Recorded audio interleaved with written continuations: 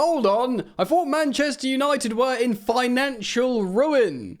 Kieran Maguire and other financial experts were saying, oh, I don't know, they're in trouble now, no Champions League football, no European football whatsoever. They're still paying off the likes of Anthony, Sancho, and them other man, who of course they're spending loads and loads of money on. Insanely high wages on players like Casemiro. And they've had to lay off all the people who work at Man United, hundreds of people. Everyone stopped getting lunches. All the negative press, the bad optics. You got Sir Jim Ratcliffe saying, oh, we're going to go bust, chatting to Gary Neville. And of course, they lost the Europa League final, which, reports suggest is a huge, huge financial issue. Of course, one that I've reacted to here. But reports today are suggesting they're signing two absolute ballers in Matheus Cunha. We did think perhaps there was a chance he'd get over the line even if they didn't get Champions League football. But Bryan Mbeumo as well. What? Bruno Fernandes, Bryan Mbeumo who can play striker, Cunha who can play striker. That's a really good attack. How is this happening? Welcome back to Football Yannick, friends. How's it going? Very, very happy to have you here. Second video of the day. Of course, there's an insane amount of footballing stories from pretty much now throughout the summer, and I cover them here on Football Yannick. So thank you for joining me, and thank you for dropping a like on this video. And if you want to subscribe, you are most welcome to.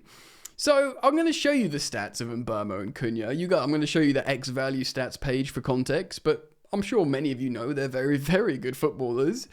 Ben Jacobs is a respected journalist, broadcaster.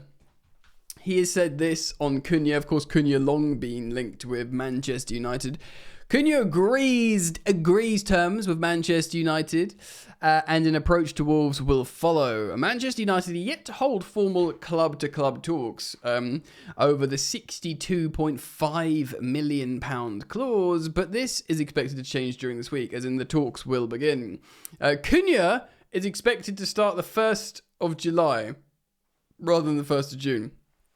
Right, so it looks like they're going to get over the line. He has this clause, 62.5 million, which Wolves will feel like he's perhaps worthy. Of course, they sell their star attackers for a lot of money. Diogo Jota to Liverpool, Pedro Neto to Chelsea, both around, 50 million quid. Cunha's a little bit more. He plays in the Brazil national team. He is very good. He's a nutter. But maybe they need a bit of that because they're sort of soft and he hates losing, and I reckon he probably will be good for them. But Ben Jacobs as well, saying Man United have been talking. They've opened talks with Brentford for Bryan Mbeumo.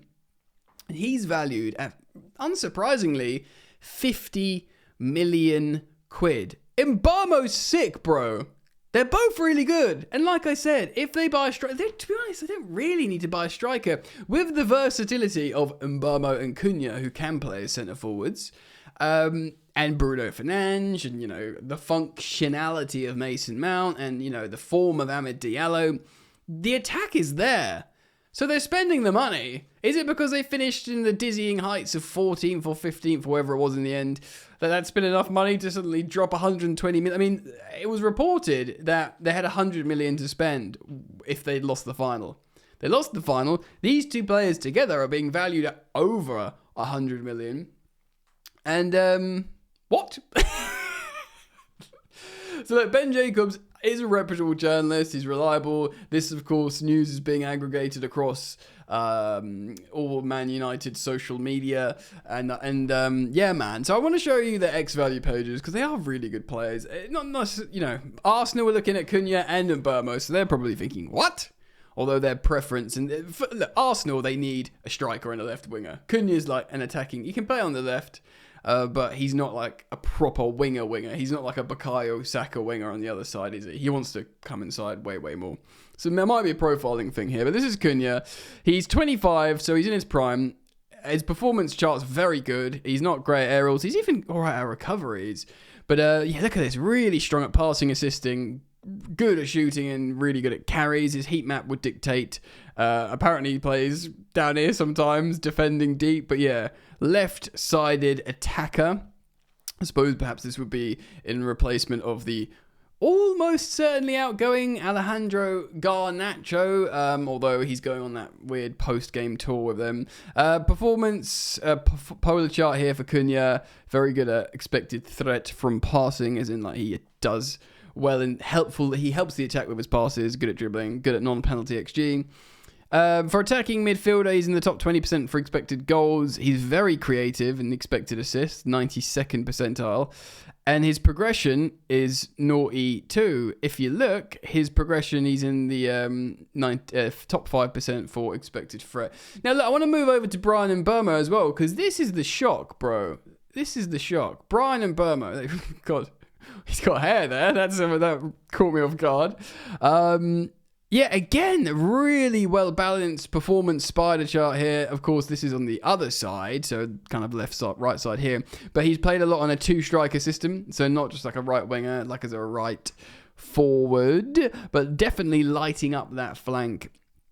He's also 25, so in the sweet spot, kind of like two players that come in and just immediately make you better. And that's Cubs like to buy young. My mob Chelsea, we've been the youngest average starting age in Premier League history this season. And of course, they've got loads of other young players that they brought in, like Paez, Andre Santos is returning, Esteval, Pender's in goal, etc., etc.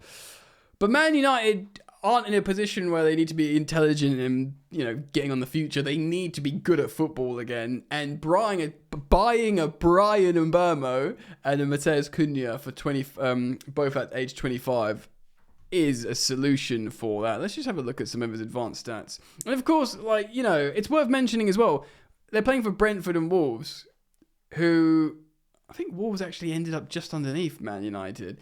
But in theory, the quality of Manchester United and like a Bruno Fernandes and a Mason Mount and Ahmad, and these are good players, good training facilities. They should elevate. This should be an opportunity for your Mbeumo's and your Cunhas to get even better.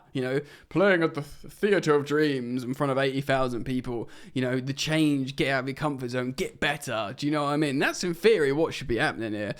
Look, this is really, really a good attacking stats. 87 percentile. I think this is for forwards for Mbeumo. He's scored 15 non-penalty goals with from an XG of 8. So he's overperformed by 7 Premier League goals playing for Brentford. That can only be described as absolutely elite finishing.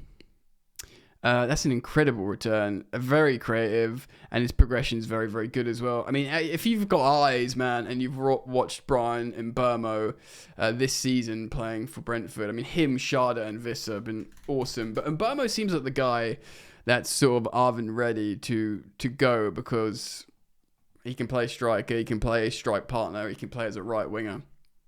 Man United have even just a sort of interchangeable front three of Cunha, Fernandes, and Mbeumo. That's really freaking good, man. That is really good. Of course, they're in talks to do. I mean, they have to get better, Man United. They'll have to find a way to spend the money. Maybe they'll have to put the superstar 5-year plan for the Circus Stadium on hold. Amorim is, of course, staying. He has the players' support. He certainly is, and you got to commend the Man United fans the way they've supported him through their worst ever season in the Premier League.